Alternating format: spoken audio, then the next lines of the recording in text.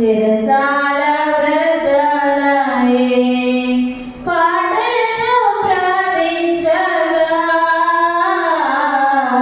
చిరసాల వ్రతాలయే యెహోవా నీ నామము ఎంతో బలమైనది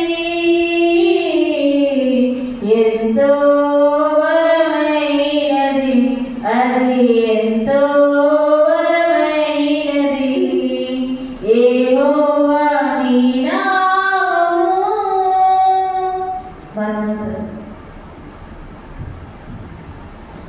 దేవుని స్తోత్రం. మంచిదండి. 5 నిమిషాలు దేవుని వాక్యాన్ని ధ్యానం చేసుకుందాం. పరిశుద్ధ గ్రంథంలో నుంచి అడిగినాము 5వ దినం కనుక నిర్గమాకాండ గ్రంథంలో 5వ అధ్యాయము 3వ వచనాన్ని మనము చదవగలిగితే అక్కడ ఒక మాట కనిపిస్తుంది. అప్పుడు వారు హెబ్రీయుల దేవుడు మమ్మును ఎదుర్కొనను సెలవైన ఎడల మేము అరణ్యములోనికి 3 దినముల ప్రయాణమంతా దూరం పోయి మా దేవుడైన యెహోవాకు బలి అర్పించుము. లేని ఎడల ఆయన మా మీద తెగులతోనైనను ఖడ్గముతోనైనను చాలు. ప్రార్థన. మహోన్నతుడైన మా స్వామి, బలమైన దేవ, మీకు వందన స్తోత్రములు.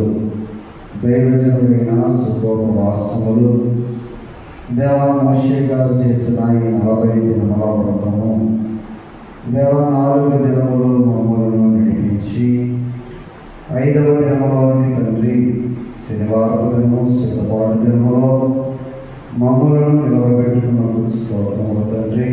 ఈ దినము మీ మాటలు ధ్యానం చేస్తుండగా మీ వాక్కును మీరు అందింపచేసి మీరు మాట్లాడమని యేసు నామమున అడుగుచున్నారు నా పరమ తండ్రి. ఆమేన్.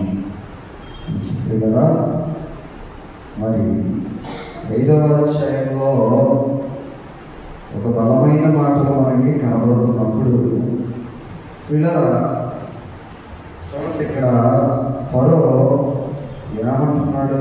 ఫరో దగ్గరికి ఎవరు వచ్చారు అంటే దైవజనుడైన మోషే గారు వచ్చి ఏమని అడుగుతున్నారు? మేము మా దేవుడిని చెప్పండి ఏం చేయడానికి? అరణ్యంలోనికి వెళ్ళి ఏం చేయడానికి? ఆరాధించడానికి అన్నమాట. ఏమంటే ఆరాధించడానికి వాళ్ళు ఎంత దూరం వెళ్ళాలి? 3 దినాల ప్రయాణం చేయాలి.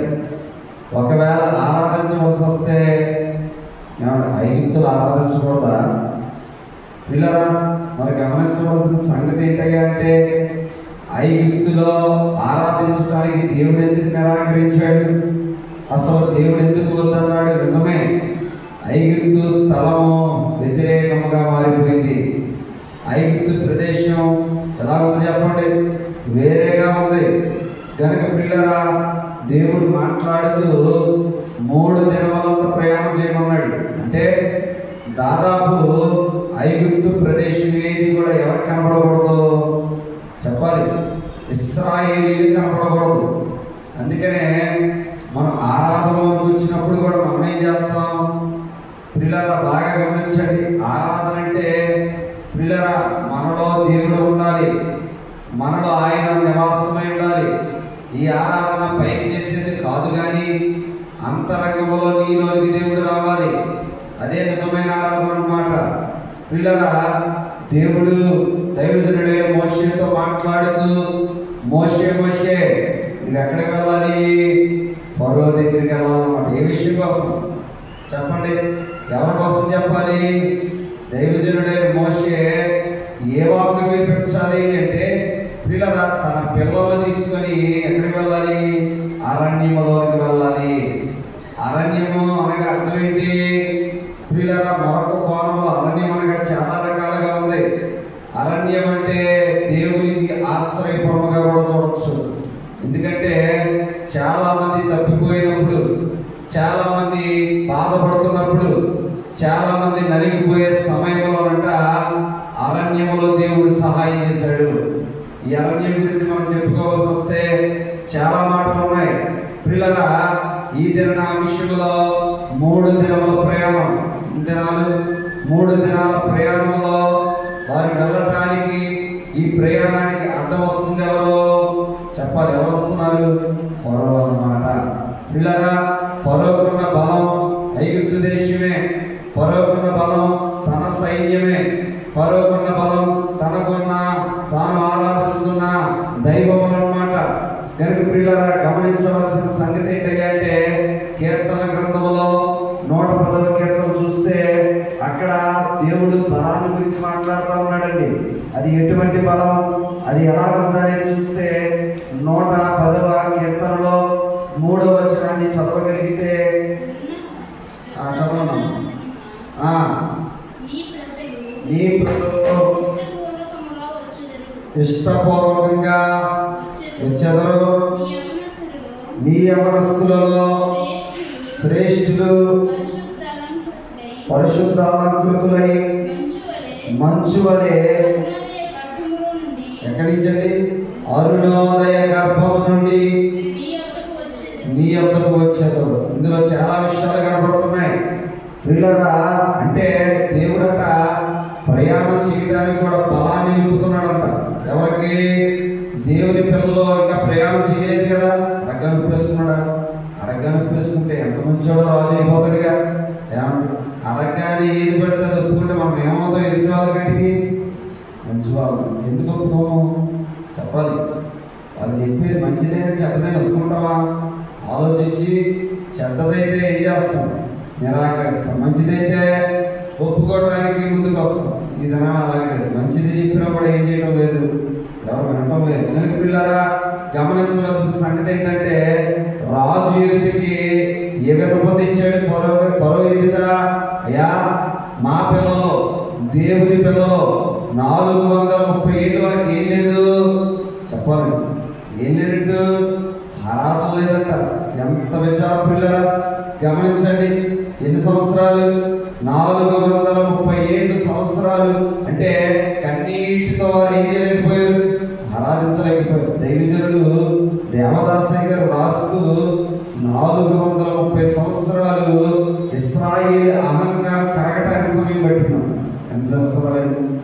మనదైతేనో ఇప్పుడు చెప్పండి, వాళ్ళకంతా అహంకారం చెప్పాలి. ఎన్ని సంవత్సరాలుంట? దైవజనులు అంత చక్కగా రాశారు. అంటే దేవుడు ఎందుకు ఎన్ని సంవత్సరాలు పొడిగించాడు అంటే వీళ్ళ ఇశ్రాయేలు ప్రజల్లో ఒక బలమైన కారణం ఉందంట. మా దేవుడు ఉన్నాడు, మా దేవుడు ఉన్నాడు, అందుకు మీరు ఏం చేసినా చెల్లింది అంటే అవునా కదా? అధికారం ఏం చేసినా ఏమవుద్ది? చెల్లిపడి అవుతుంది కదా.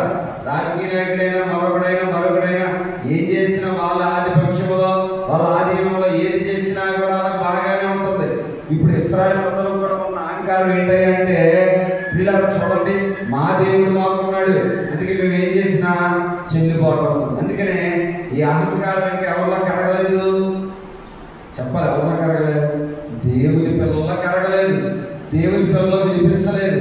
430 ఏళ్ళు దేవుడు చూసేసరికి వాళ్ళు ఏం జరిగింది? మనస్సు కలిగింది, నా అహంకారం కలిగింది, కన్నీరు వచ్చింది అనమాట. ఏమొచ్చింది చెప్పండి? కన్నీరులో కొన్ని తలలు చూడండి. కన్నీరు ఎప్పుడో అని చనిపోయిన రాదు, కానీ దేవుళ్ళో ఉన్న రాదు, ఎప్పటికీ రాదు. ఎందుకు అంటారు కదా, మా ఏడ్చి ఏమైపోయింది మంచిది కాకుండా ఆవిడ ఏం చేసింది? ఏడ్చినట్టే ఉంటుంది కానీ ఏడవద్దాం. గమనించండి, కారణం ఏడవాలన్న ఉద్దేశమే లేదు, కానీ ఇప్పుడు వీళ్ళు నటించడం లేదు. బహుశా 400 ఏళ్ళు నటించారేమో, 400 సంవత్సరాలు దేవుని ఎదుట నటన భక్తిని చూపించారేమో. కానీ దేవుడు అంటున్నాడు, నీ గడువు తీరింది ఇశ్రాయేలురా, మీ మొర నా యొద్దకు వచ్చింది, మీ కన్నీరు నా సమక్షంలో చేర్చబడింది. అందుకని దేవుడు ఏమంటున్నాడు చెప్పండి? బలమైన నాయకుడిని తీసుకుని వచ్చాడు. ఎవరైనా? మోషే గారు. 4వ అధ్యాయంలో దేవుడితో ఏం పెట్టాడు? సాకు పెట్టాడు, బేరం పెట్టాడు. నేను వెళ్ళను ప్రభువా, నీకు నచ్చినోడు పంపించుకో, మెచ్చినోడు పంపించుకో, నీ ఉద్దేశంలో ఉన్నాడు పంపించమంటే దేవుడు ఊరుకున్నాడా? చెప్పాలి. నీకు నచ్చితేనే పని చేయకూడదు, నీకు నచ్చినా నచ్చకపోయినా దేవుని పని ఖచ్చితంగా చేయాల్సిందే. ఎందుకంటే ఆ పని నాది కాదు, ఆ పని నీది కాదు. ఎవరి పనిది? దేవుని పని అన్నమాట. గమనించండి పిల్లరా, ఇప్పుడు ఈయన కూడా 4వ అధ్యాయంలో సాకులు చెప్పాడు, బేరం పెట్టాడయ్యా, ఎవరికి నచ్చితే వాళ్ళని పంపించు ప్రభువా అంటే దేవుడు ఊరుకున్నాడా? ఓకే అన్నాడా? సరేలే మోషే, నీకు బదులుగా వేరొకరిని పంపిస్తానని దేవుడు ఒప్పుకున్నాడా? ఒప్పుకోలేదు. ఎందుకంటే చెప్పండి, ఏ పని ఎవరు చేయాలో ఎవరికి తెలుసు? దేవుని కంటే ఇంకెవరికి తెలుస్తుంది? పిల్లరా, దేవుని కంటే ఇంత బాగా ఎవరు చెప్పగలరు? ఎంతకంటే గొప్ప ఉపాధ్యాయుడు ఎవరు బోధించగలరు? అందుకనే మోషే గారిని అంటున్నారు, లేదు లేదు మోషే, నువ్వే నిలబడు, నువ్వే నిలబడు. ఎందుకంటే ఫరో దగ్గర నిలబడడానికి అందరికి ఏముంది చెప్పాలండి? అయ్యో, ఫరో దగ్గర నిలబడాలి అంటే ఇశ్రాయేలుకి ఏముంది? కాలేదా? భయం ఉంది. ఎందుకు చెప్పండి? 400 ఏళ్ళు ఎలా ఉన్నారు? యజమానులుగా ఉన్నారా? దాసులుగా ఉన్నారా? దాసులు కంటే హీనమైన స్థితి బానిసలుగా ఉన్నారా? చెప్పండి, ఎలా ఉన్నారు? బానిసలుగా ఉన్నారు. కనుకనే ఆ రాజు చూసినప్పుడల్లా భయం ఉంది. ఆ రాజు దగ్గరికి వెళ్ళడానికి మనిషి చూస్తే ఎలా ఉన్నారు? చెప్పండి, ఆజానుభవం చెయ్యంత మనుషులు, ఎత్తైన కలిగిన వారు, కండలు కలిగిన వారు, బలం కలిగిన వారు. కానీ ఏముంది అంటే ఒక ఫరోను చూసి భయం కలుగుతుంది. అందుకనే వారు ఎన్నిదని చెప్పలేరు, వారి కష్టాన్ని చెప్పలేరు. ఎంత కష్టం వచ్చినా 5వ అధ్యాయం అంటాడు కదా, మీకు గడ్డి కూడా ఉన్నాడు. ఏమన్నాడు? గడ్డి కూడా మీరే తెచ్చుకోండి. గడ్డి తెచ్చుకోవడం ఒక పని, ఈ గడ్డి తెచ్చుకొని మళ్ళా ఇదివరకు గడ్డి ఉండేది. ఏమన్నా ఇదివరకు ఏముండేది? వాళ్ళు పని చేసేటప్పుడు గడ్డి వాళ్ళ దగ్గరే ఉండేది. ఆ గడ్డి తక్కువగా తెచ్చుకునేవాళ్ళు. ఇటుకలు తయారు చేసుకోవడానికి సమయం ఉండేది. ఇప్పుడు ఆ సమయం మొత్తం పోయి, ఎందుకు? ఎక్కడికి వెళ్ళాలి? గడ్డి తీసుకొని రావాలి. మళ్ళీ ఈ ప్రదేశంలో ఇదివరకు వాళ్ళు ఎంత లెక్కగా ఇటుకలు చేశారో అన్ని ఇటుకలు చేయాలి. న్యాయం అంటారా? చూసారా? అంటే దేన్ని బట్టి? ఇప్పుడు ఇశ్రాయేలుకి ఏమొచ్చింది చెప్పండి. ఇద్దరు వెళ్ళి మా పనికి ఏం చేశారు? దేని పోలన్నీ పైకి మా పని ఇంకా ఏం చేసేది? పెంచేసేది. ఇంకా పని చెప్పారు కదా, ఈ పని నాకు చెప్పలేదు కదా, ఆయన ఏంటి ఆ పని కూడా చేయమన్నారు అనుకుంటామా లేదు? కొన్నిసార్లు పిల్లలు అనుకునేవారు లేకపోలేదు. పిల్లరా, వీళ్ళు కూడా అలాగే అంటున్నారు. ఈ అధ్యాయం మొత్తం చదివితే ఏమంటున్నారు? మీరు వెళ్ళింది కాకుండా మా మీద ఏం తెచ్చారు? పనులు బాగా పెట్టేశారు. గడ్డి ఇవ్వడం లేదు. ఆ లెక్క కూడా అంతే చేయమంటున్నాడు. ఎక్కడ చెయ్యం? పిల్లలు గమనించండి. అంటే విసిగిపోయిన ప్రాణాలు, అలిసిపోయిన ప్రాణాలు, బానిసలు కదా, ఇదే వారి నోట్లో ఉంది. అందుకనే ఇసిగిపోయినాడు భక్తి అంత దగ్గర కూడా భక్తిని చూడలేడు అన్నమాట. విసిగిపోయిన ప్రాణాలు అలా ఉంటాయి. సరిగ్గా ఎందుకు విసిగిపోతున్నావు? ఏ కారణం చేత విసిగిపోతున్నావు?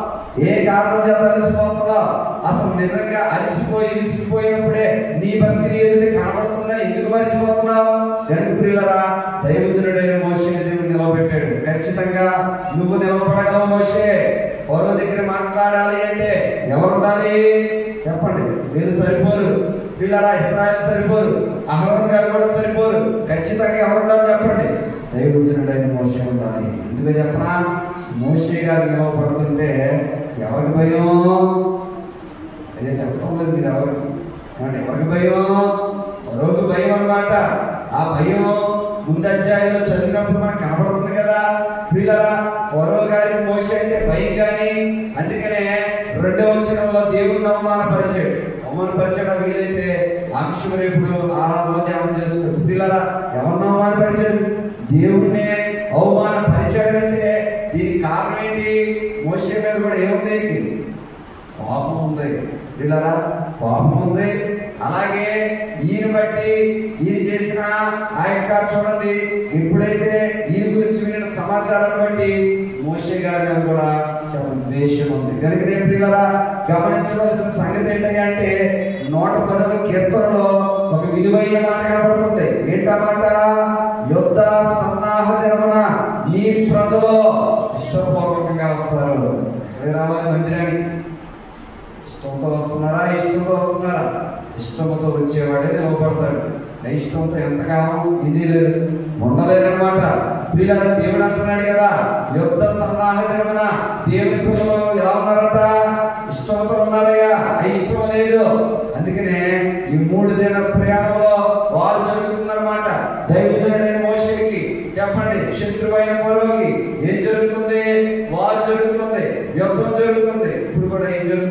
ఇజ్రాయిల్ చెప్పాలి. ఇంకోటి ఏంటి?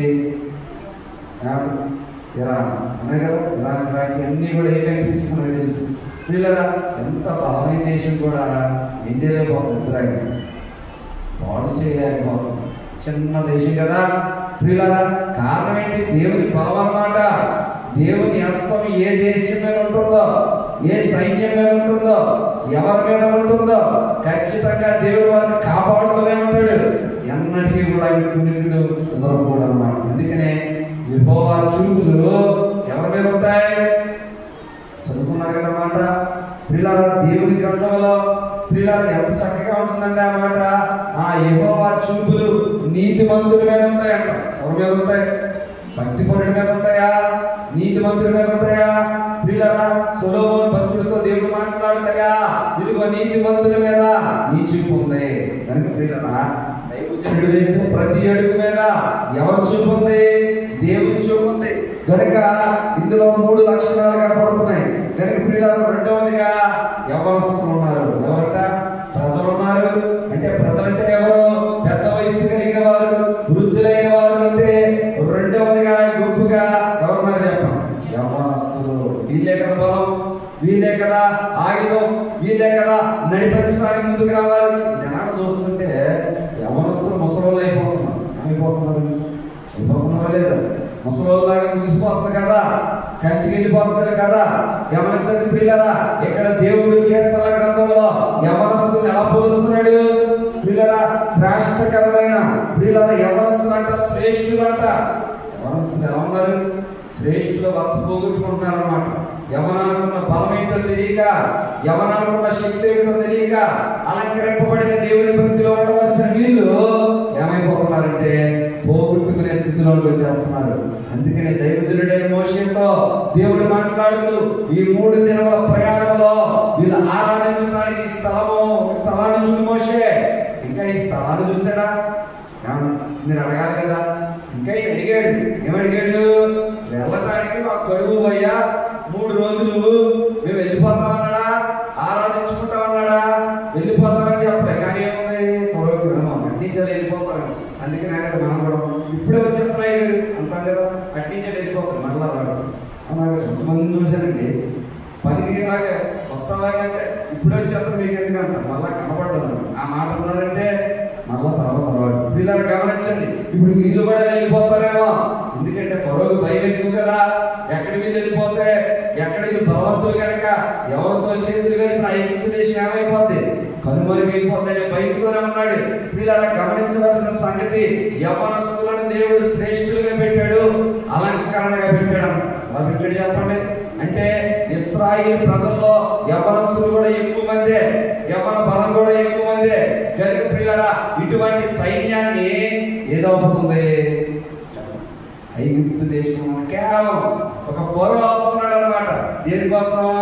ఈ ఆరాధనకి వెళ్ళొద్దు, ఈ ఆరాధన మీరు చేయకూడదు. అందుకని దేవుడు ఎవరో నాకు తెలియదు, అసలు నువ్వెవరో కూడా తెలియదు అంటున్నాడు. కనుక పిల్లరా గమనించవలసిన సంగతి ఏంటంటే పొరవకి కావాలని అవమానించాడు. ఎవరిని? దేవుడు. దేవుడు గొప్పతనం ఏంటో పొరవకు తెలుస్తుంది. కనుక పిల్లలు దేవుడు ముందుగా చెప్పిన మాట పొరవలో ఉంది కనుక, నేను కఠినం చేశాను కనుక ఆ మాట అతనిలోంచి ఖచ్చితంగా వస్తుంది కనుక మోషే ఆ మాట అతనన్నా నీ పోరాటం ఏం చేయకూడదు, ఆపకూడదు. ఎందుకంటే నేను ఏమి నిలబెట్టా? పోరాటం చేయడానికి. పిల్లరా ఆరాటం లేనివాడు ఏం చేయలేడు. అవునా? ఆరాటమే లేకపోతే ఇంక నీ పోరాటం ఏం తెలుస్తుంది? ఏముంటారు నీలో? భక్తి అంటే ఆరాటం ఉండాలి.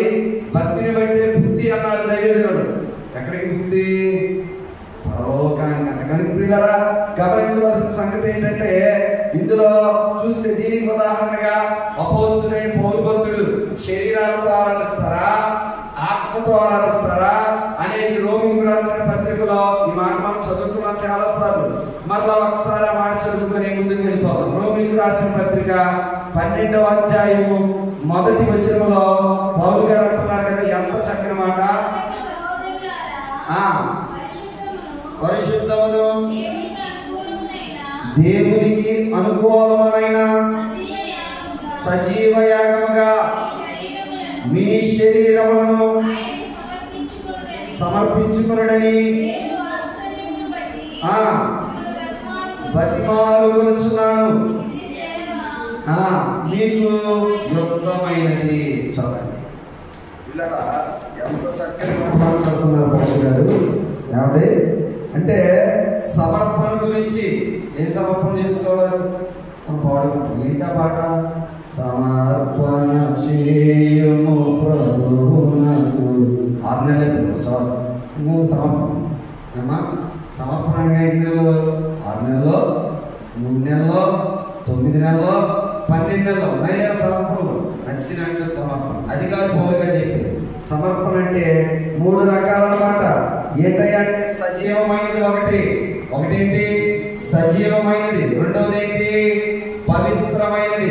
సజీవమైనది అంటే సమర్పణ అంటే ఈ 3 కలిసినప్పుడే సమర్పణకున్న బలం పెరిగింది అన్నమాట. సమర్పించుకోవడం అంటే ఏమన్నా రోజులతో కాదు, సమయంతో కాదు. వీళ్ళ సమర్పణ అంటే ఏంటంటే సజీవుడైన దేవుడు ఎలాగున్నాడో, నిత్యము ఎలాగున్నాడో, నా సజీవమైన సాక్ష్యం కూడా ఆయన నిలుపుకోవడానికి మొదటి మెట్టుగా ఒక సజీవమైన సమర్పణ సమర్పించుకోవాలి. రెండవది ఏంటి పవిత్రమైనది. అంటే ఎలా ఉన్నాడు దేవుడు? ఎలా ఉన్నాడు? పవిత్రంగా ఉన్నాడు. అందుకని ఐగుప్తు దేశంలో వద్దు, మోషే అసలు అక్కడ నువ్వు ఆరాధించడానికి నేను ఒప్పుకోను. ఎక్కడే రావాలి చెప్పాలి, ఎక్కడే రావాలి?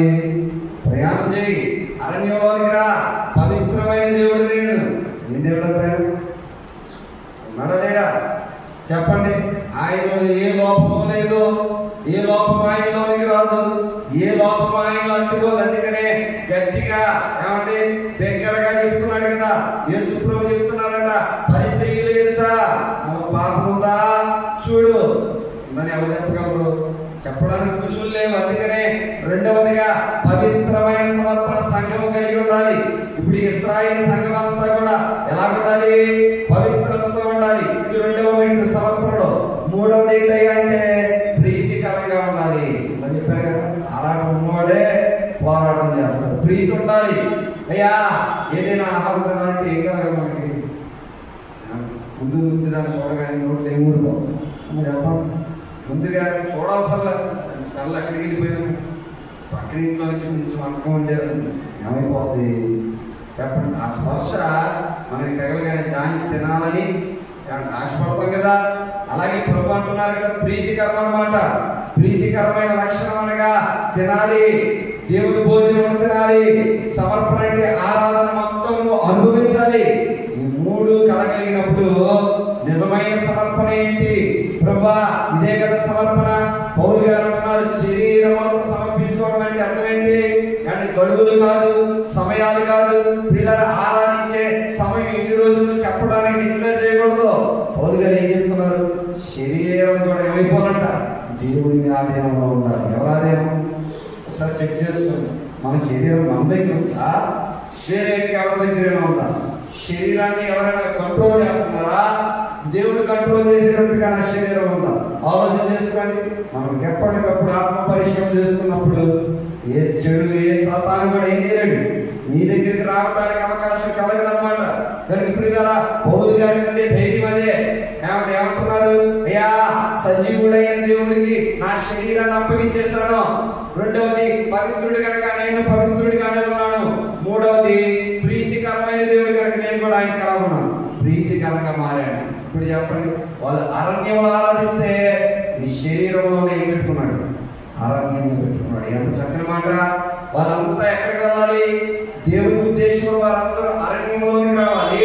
పౌలు గారి కొత్త నిబంధనలో నీ శరీరంలోనే అరణ్యం ఉంది, అదే దేవాలయం ఉంది. ఆ దేవాలయం సరిగ్గా కాపాడుకున్నప్పుడు దేవుడే ఈ అరణ్యంలోనికి ఎలాగొచ్చాడో నీలోకి కూడా ఏమైపోతాడు చెప్పండి?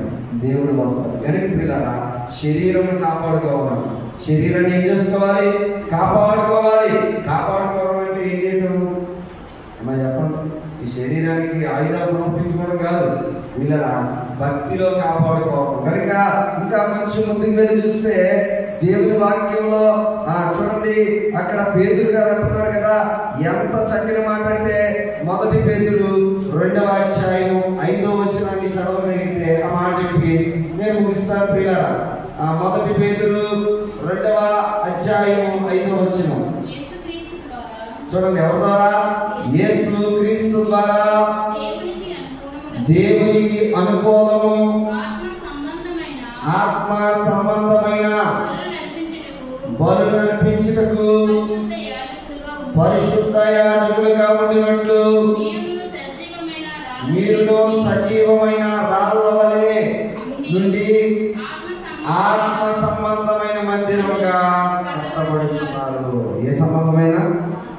ఆత్మ సంబంధమైన అంటే సజీవమైన రాళ్ళు. ఏ రాళ్ళు అండి? పెరిగి రాళ్ళు కాదు, పారవేయబడే రాళ్ళు కాదు.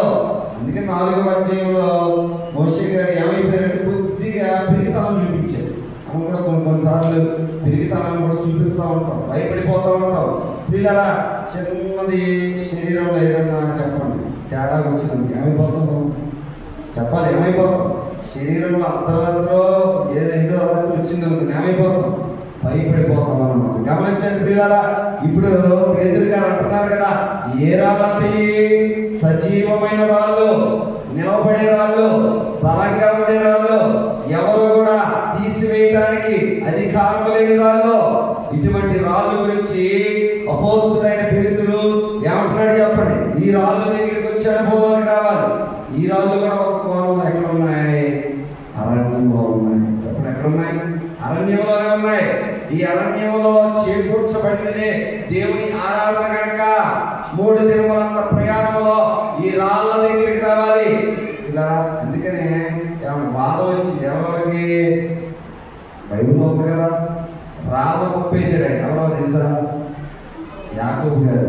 యాకోబు లాభాన్ దగ్గరికి ఏమొచ్చింది? బాబు ఇంటికి వెళ్ళిపోయింది. అప్పుడు ఇంటికి వెళ్ళిపోయినా భార్య ఆయన మీదకి ఏమొచ్చింది? నేను వచ్చింది మీద తీసేసుకుంటాం.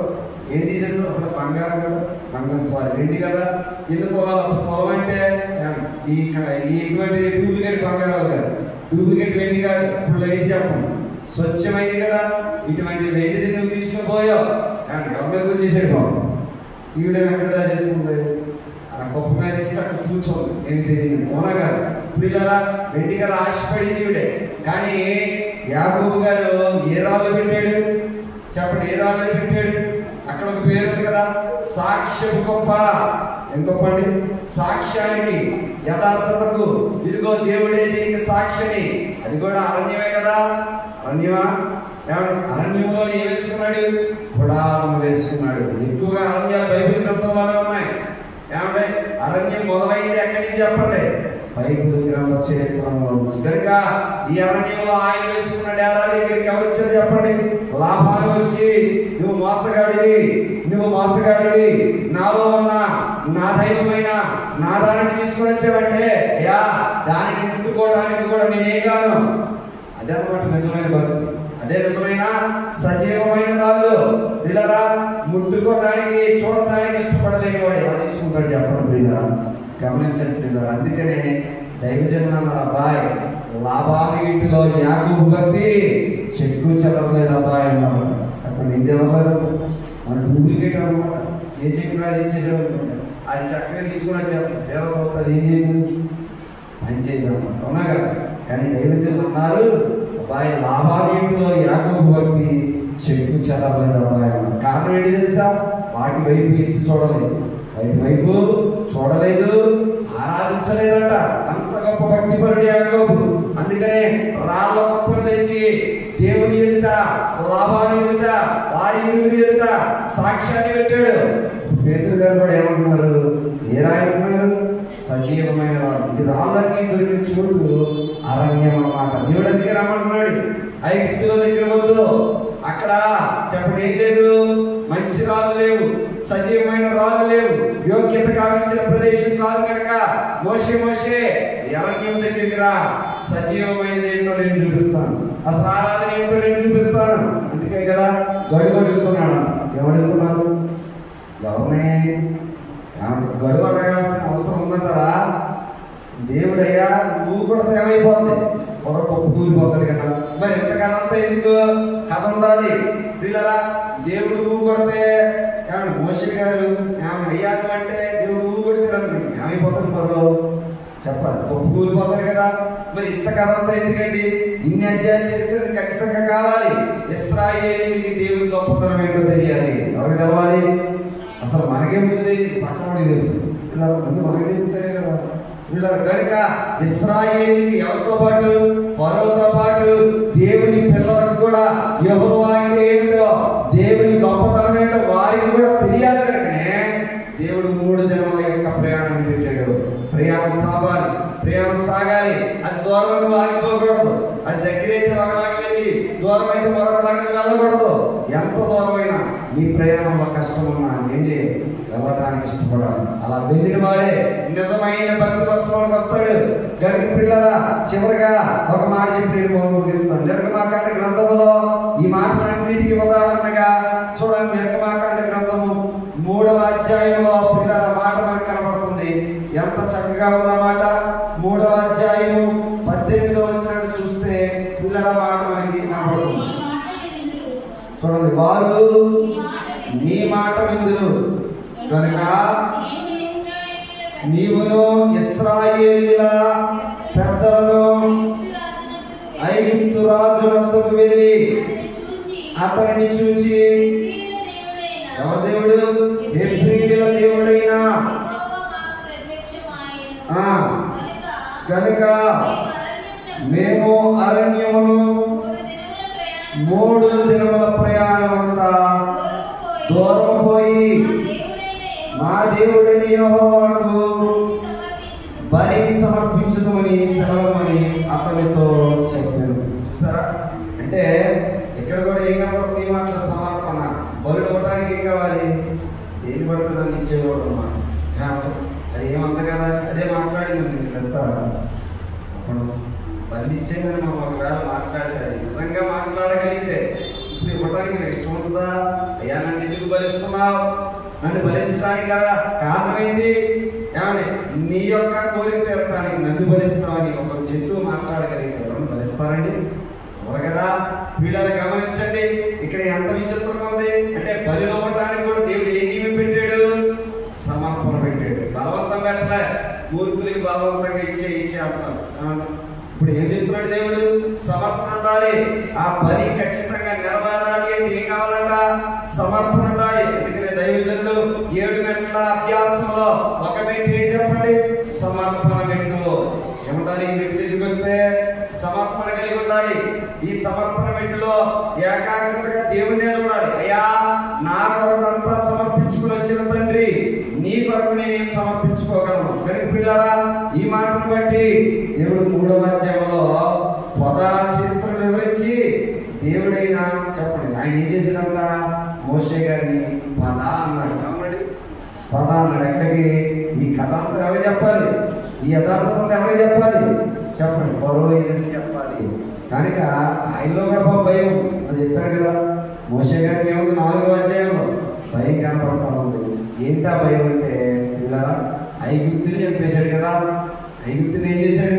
చంపేశాడు. ఆ భయం ఉంది కనుకనే వెళ్ళడానికి ఆలోచన చేస్తున్న సమయంలో దేవుడు ఏమన్నాడు చెప్పండి? ఆగవద్దు, నువ్వు ఆగవద్దు, వాళ్ళు ఎవరు లేరు అన్నాడు.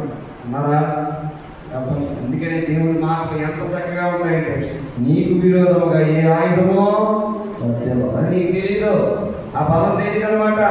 దేవుని బలాక్రమశాలి అయిన ఆ దేవుని ఎదుట విరోధంగా రూపింపబడి ఏ ఆయుధం వర్ధిల్లదనడానికి గల కారణం ఏంటంటే దేవుడు తన హస్తాన్ని ఎప్పుడు నీ మీద పెడుతూనే ఉన్నాడు. కనుక పిల్లల మోషే గారి మోష ఆయన ఉన్నాడేమో, వాళ్ళు ఉన్నారేమో, ఏమైనా చేస్తారేమో భయం ఉంటే దేవుడు ఏమన్నాడంటే నీ మీదకి వచ్చేవారు ఎవరు లేరు మోషే, వెళ్ళు.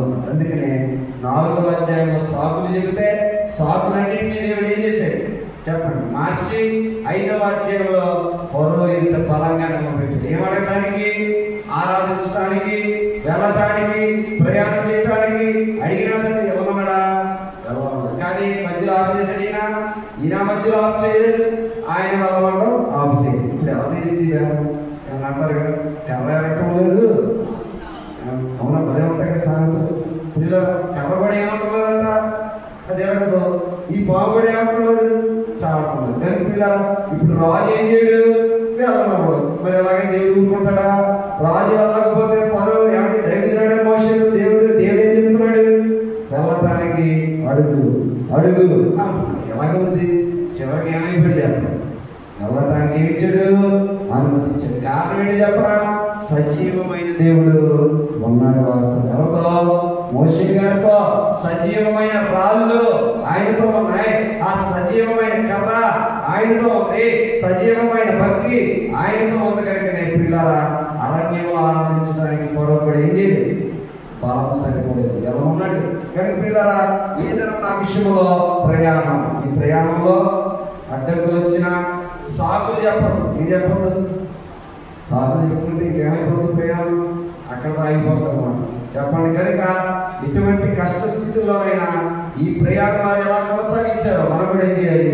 వారు 3 దినములంతా ప్రయాణం చేసి ఎక్కడికి వెళ్ళారు?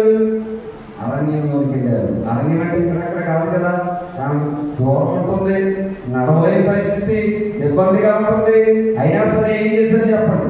నడవడానికి ఇష్టపడ్డారు. 3 దినములంతా ప్రయాణం అంటే ఐగుప్తు దేశం వారికి కనబడకూడదు. ఎవరికి? ఇశ్రాయేలు. ఎందుకంటే ఇలా చూస్తూ ఉంటారు, ఆరాధన చేస్తూ ఉంటారు. ఎటు చూస్తారు? ఎక్కడే ఉంటారు కానీ పొట్లకి వీడు తిరుగుతూ ఉంటాయి కదా.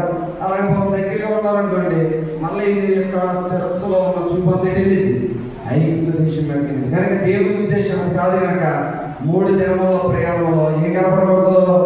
ఐగుప్తు దేశం మీకు కనపడకూడదు. కనుక అలాగే వారు ప్రయాణం చేసి సాఫల్యం పొందినట్టుగా మనము కూడా మన ప్రయాణంలో దేవుడి కొరకు ఆరాధించడానికి ఎంత దూరమైన ఏం చేయాలి? ప్రయాణించగలగాలి. అలా ప్రయాణించగలిగితే ఈ సమర్పణ చెప్పండి, సజీవమైన దేవుడు, పవిత్రమైన దేవుడు, ప్రీతికరమైన దేవుడు, నిజమైన సమర్పణ ఎరిగి ఖచ్చితంగా సమర్పణ అంతస్తులు ఏం చేయగలరు? నిలవబెట్టగలరు. కనుక అలాగే నిలవబెట్టి మరింతగా దేవుడు నడిచే భాగ్యం దేవుడు మన అందరికీ దయచేయును గాక. దేవుని కొద్ది మాటలు దీవించి మేఘ పెట్టించును గాక. ఆమేన్. ప్రార్థన చేస్తున్నాం. అదేవిధంగా రేపటి మరి ఆరాధన ఉదయకాలం ఉంటుంది కనుక ఉదయకాలం 5 గంటలకి మన ఆరాధన, మొదటి ఆరాధన జరుగుతుంది. అలాగనే